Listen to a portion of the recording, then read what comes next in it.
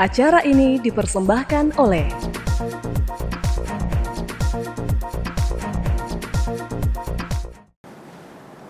Halo pemirsa Unhas TV, senang sekali saya Rahmatia Ardi dapat kembali menjumpai Anda dalam Unhas Daily. Dalam beberapa menit ke depan kami akan menyajikan berita-berita terpercaya hanya untuk Anda.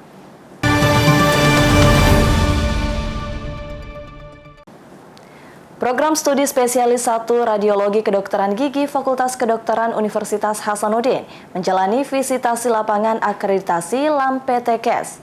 Rektor Unhas berharap prodi ini menambah capaian akreditasi unggulan di Fakultas Kedokteran Gigi Unhas. Program Studi Spesialis 1 Radiologi Kedokteran Gigi Fakultas Kedokteran Gigi Universitas Hasanuddin menjalani asesmen lapangan. Asesmen itu sebagai bagian dari proses akreditasi Lembaga Akreditasi Mandiri Perguruan Tinggi Kesehatan atau disingkat LAMPTKes.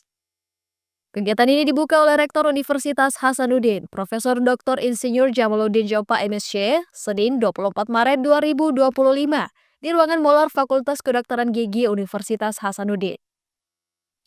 Tim asesor LAMPTKes pada kesempatan itu ialah Dr. Haris Nasutionto, Dr. Gigi MKes SPRKG Sub SPRDP Konsultan dari Universitas Mahasaraswati Denpasar, dan Dr. Menik Priyaminiarti, Dr. Gigi MKes SPRKG Sub SPRDP Konsultan dari Universitas Indonesia Jakarta. Keduanya melakukan peninjauan secara langsung di lapangan pada 24 hingga 26 Maret 2025. Rektor Universitas Hasanuddin Profesor Dr. Insinyur Jamaluddin Jompa MSc memberi apresiasi kepada Fakultas Kedokteran Gigi Universitas Hasanuddin atas antusiasme dan progres yang terus ditingkatkan.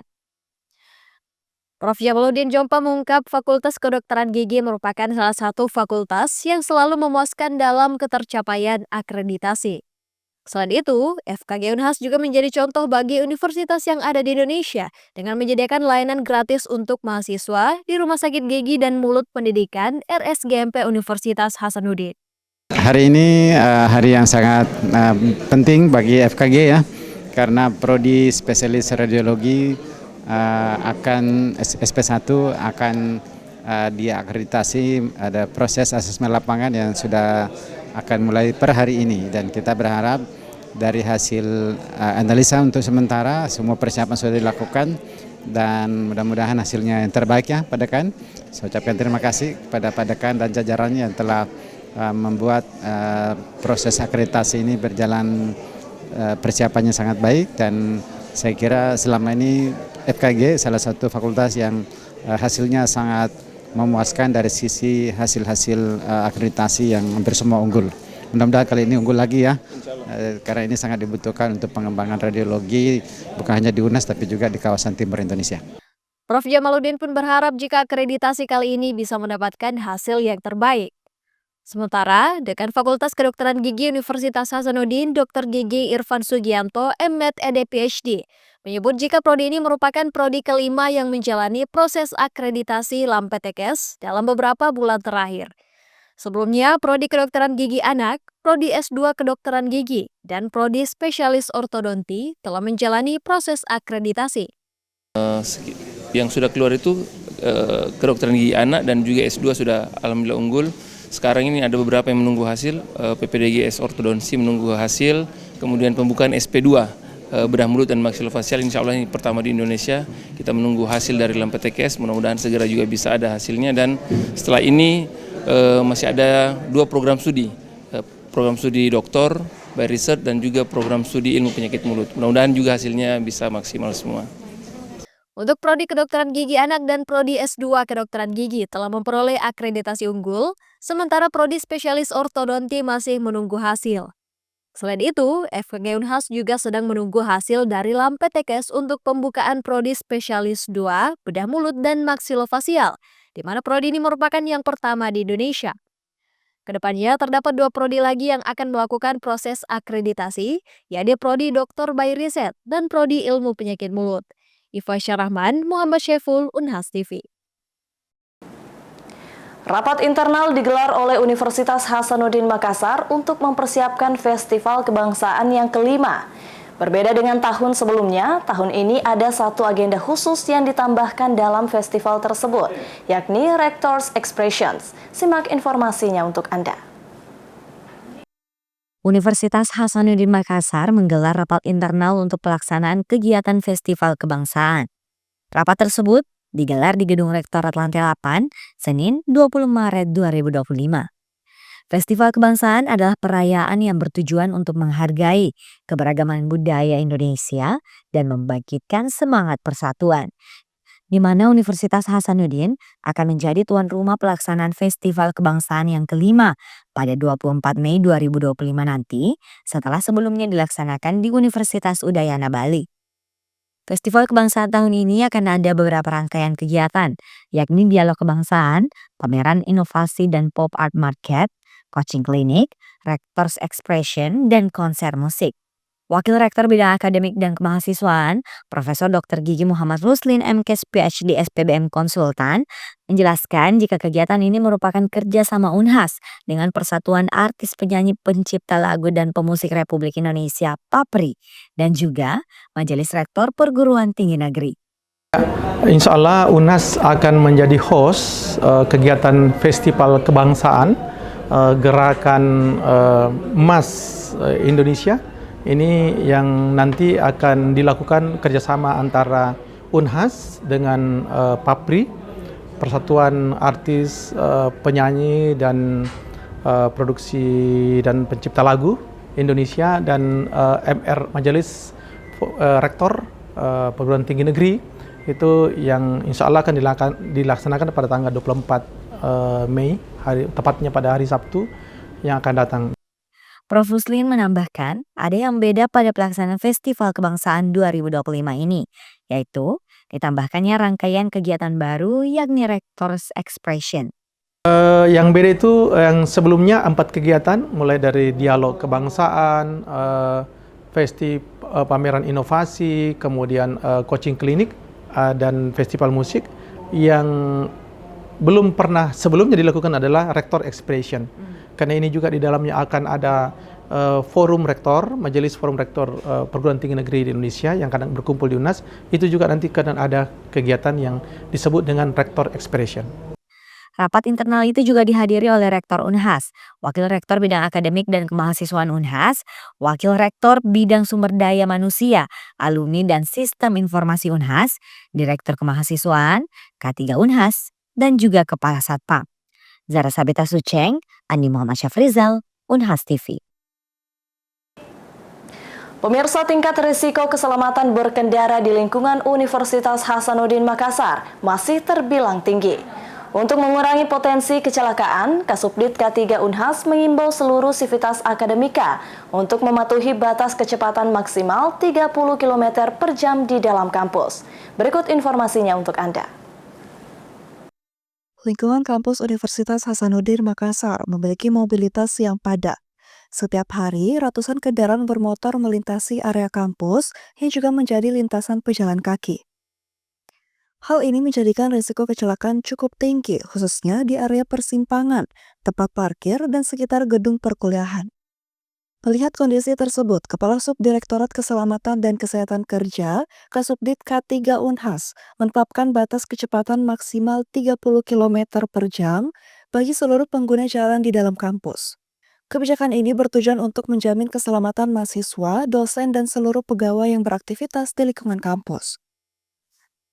Selain itu, setiap pengendara diharapkan memasang pengingat atau alarm pada kendaraan masing-masing sebagai batas kecepatan. Kebijakan ini diambil berdasarkan data terkini yang menunjukkan bahwa sektor risiko kecelakaan di dalam kampus cukup tinggi. Salah satu faktor penyebabnya adalah kurangnya kesadaran pengguna jalan untuk mematuhi peraturan berkendara. Masih banyak pengendara yang melaju dengan kecepatan tinggi di area kampus tanpa memperhatikan kondisi sekitar yang padat aktivitas.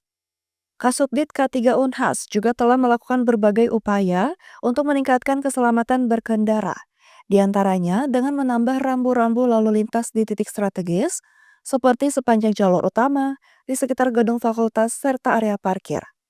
Petugas keamanan kampus juga aktif mengimbau pengguna jalan untuk mematuhi aturan yang berlaku. Saya berpesan kepada seluruh sivitas akademika, mulai dari pimpinan sampai mahasiswa, staf dan pegawai semuanya, saya menghimbau, tolong dijaga keselamatan dan kesehatan teman-teman. Karena kenapa? Kita tidak kepingin kita bekerja di Unhas, tetapi kita juga tiba-tiba pulang dalam keadaan sakit, tiba-tiba pulang dalam keadaan celaka. Saya kepingin teman-teman pada saat bekerja di Unhas bisa tetap tersenyum, bahagia pada saat mulai bekerja ke Unhas dan pada saat pulang ke rumah. Jadi pesan saya adalah tolong perhatikan tentang kesehatan dan keselamatan teman-teman. Contoh kasus adalah tolong setiap berkendara di dalam kampus Unhas jangan berkendara melewati 30 km per jam. Jadi pastiin Anda memberi alarm pada mobil Anda bahwa maksimal 30 km kecepatannya selama di area Unhas. Itu untuk menjamin keselamatan teman-teman dalam berkendara, karena angka saat ini menunjukkan kecelakaan di sektor ini di dalam kampus masih yang tertinggi. Sehingga saya berharap itu tidak terjadi pada diri kita, tidak terjadi pada teman-teman semua, para sivitas, sehingga keselamatan teman-teman bisa dijamin dan bisa pulang dengan selamat. Kasubdit K3 Unhas berharap melalui sosialisasi dan penerapan peraturan ini, seluruh sivitas akademika dapat lebih peduli terhadap keselamatan diri sendiri dan orang lain. Kesadaran bersama untuk mematuhi aturan lalu lintas di lingkungan kampus menjadi langkah awal untuk mewujudkan kampus yang lebih aman dan nyaman bagi semua. Andi Puternajwa, Muhammad Syaiful, Unhas TV. Pemirsa, umat muslim di seluruh dunia berbondong-bondong meningkatkan ibadah di 10 malam terakhir di bulan Ramadan untuk meraih kemuliaan malam Lailatul Qadar. Namun bagaimana memaksimalkannya agar mampu meraih Lailatul Qadar? Apa saja amalan yang dianjurkan untuk dilakukan? Simak informasi selengkapnya untuk Anda. Malam Lailatul Qadar, sebuah malam yang dinanti-nantikan oleh setiap muslim. Diyakini hadir di salah satu dari 10 malam terakhir Ramadan. Momen ini menjadi kesempatan berharga untuk meningkatkan ibadah dan meraih ampunan dari Allah Subhanahu wa Ta'ala. Namun banyak yang bertanya-tanya bagaimana cara terbaik untuk memaksimalkan malam-malam penuh berkah ini. Apa saja ibadah yang dapat dilakukan untuk meraihnya? Menurut Ustaz Syamsul Bahri, Sekretaris Komisi Fatwa Majelis Ulama Indonesia Provinsi Sulawesi Selatan, ada beberapa amalan yang dianjurkan untuk dilakukan di 10 malam terakhir Ramadan. Pertama, dengan beramal. Semua amalan positif, mulai dari amal ibadah, salat wajib 5 waktu, salat sunnah rawatib, duha, tarwih, witir, salat taubat, juga salat tahajud. Bismillahirrahmanirrahim. Allahumma salli ala sayyidina Muhammad wa alihi wa ashabihi ajma'in. 10 malam terakhir itu adalah malam kemuliaan. Memaksimalkan adalah dengan beramal. Semua amalan yang positif yang harus kita kerjakan, terutama amal ibadah, sholat, tahajud, banyak zikir kepada Allah, banyak munajat, mohon ampun, dan memaksimalkan hubungan hati kepada Allah dengan penuh harapan, itu yang harus banyak. Selain itu, Ustaz Syamsul Bahri juga menganjurkan untuk banyak berzikir, juga berdoa sepenuh hati, memohon ampunan kepada Ilahi atas segala dosa-dosa yang telah diperbuat, dan tentunya dengan mengharapkan keridhaan, ampunan juga hidayah dari Allah Subhanahu wa Ta'ala. Tak hanya itu, akademisi Universitas Hasanuddin juga menyebutkan ciri-ciri dari malam Lailatul Qadar. Berdasarkan hadis dan juga para sahabat, yakni jika malam itu dingin, tidak terlalu dingin. Jika malam itu panas, juga tidak terlalu panas. Lagi tidak memiliki banyak gangguan, seperti jatuh meteor. Ustaz Syamsul Bahri menghimbau untuk tidak banyak tidur agar bisa memaksimalkan ibadah di 10 malam terakhir. Aminah Rahmahmat, Rizka Fraja, Unhas TV. Sempat surut setelah dilanda banjir, tanggul yang membendung air sungai Tuntang kembali jebol. Akibatnya air kembali menggenangi ratusan hektar sawah dan jalan desa di Dusun Mintreng, Desa Baturagung, Kecamatan Gubuk, Kabupaten Grobogan. Banjir yang melanda Dusun Mintreng, Desa Baturagung, Gubuk, Grobogan mengakibatkan warga terbatasi aktivitasnya. Pasalnya, akses jalan terputus sepanjang 45 meter dengan kedalaman air 4 meter. Hari ke-8 banjir, tepatnya pada Minggu 16 Maret 2025. Tanggul yang membendung air dari Sungai Tuntang yang sudah diperbaiki kembali jebol. Hal itu mengakibatkan ratusan hektar sawah terendam air dan jalan desa yang terputus kembali tergenangi air sedalam 4 meter. Hal ini menjadikan akses warga terkendala sehingga harus menggunakan perahu milik PMI Kota Semarang yang disediakan relawan USM di lokasi banjir. Pembina KSR USM Saiful Hadi menyatakan bahwa keberadaan perahu ini menjadi satu-satunya penghubung antara dua dusun akibat akses jalan yang hilang diterjang banjir. Melaporkan pada Minggu 16 Maret 2025 bahwa pagi tadi terjadi luapan kembali tanggul yang dibangun oleh alat berat jebol kembali sehingga jalan yang terputus yang tadinya sudah dangkal disedot oleh mesin penyedot PUPR. Hari ini pagi ini sampai siang hari ini tergenang kembali kurang lebih kedalaman 4 meter.